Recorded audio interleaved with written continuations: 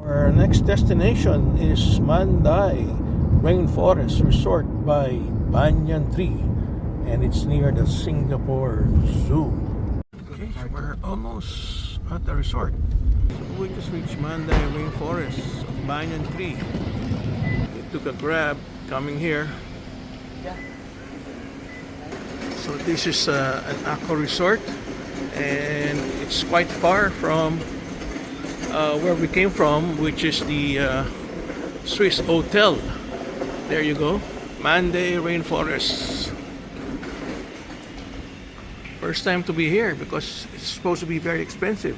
And that's Cole Baron, who's with us, and I think he's enjoying his stay here at Singapore, but he needs 3 more nights. Then he goes to Manila. Ayan na si Claude. Hello, John. Hello, John. Hello, Claude. How are you, Claude? How are you? Good. Hello. Oh, kiss there. All right.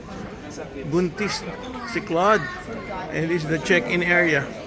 Oh, wow. It's really forested. This is the area where you can find the Singapore Zoo.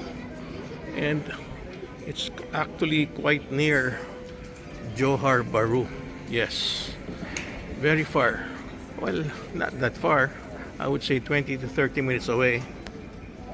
Well, I noticed there's a lot of families here with their kids. So this is a forested area, and we're going to the room. 2419. Oh, at least mayroong bed si Cole. Yes, we are with Cole. So this is how the room looks like. It's pretty big. Okay rin naman. Anong view mo dyan, Bern? The forest? Or view of the... ayun, may paano? Hindi naman yan dagat no? Parang ano yan no? Parang swamp ba yan?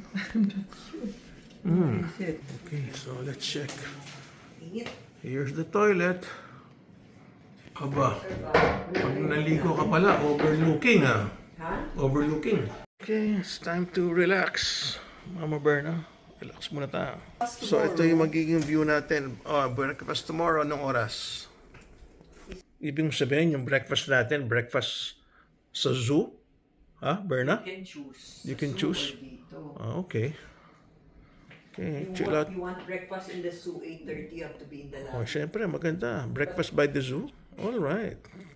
So, while resting, I think we already have our luggages ready so we can fix our clothes.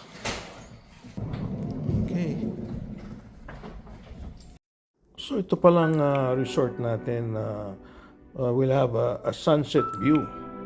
And it's actually surrounded by water. Now, there's also infinity pool. Meron din siyang gym. And also, these are the cottages na surrounding the area. So, the most important part is that you have overlooking the water. And I think this is the kids club, and this is the restaurant area. And this is supposed to be the room, like what we have here. Yes, it's good enough. And we have 2 beds because we have Cole with us. These are the other areas you can find here when you book a room with different sizes, different amenities, different ambience. And the best part is it's basically a family resort. And this is how it looks from the outside. The Rainforest Resort by Banyan Tree. By the way, we always use the Accor resorts every time we travel because we have to maintain our status so we can enjoy all the amenities like free upgrade, free breakfast, and a free bottle of wine. So many things that they give to us only because we are already Diamond members. All right, so thank you for watching the vlog.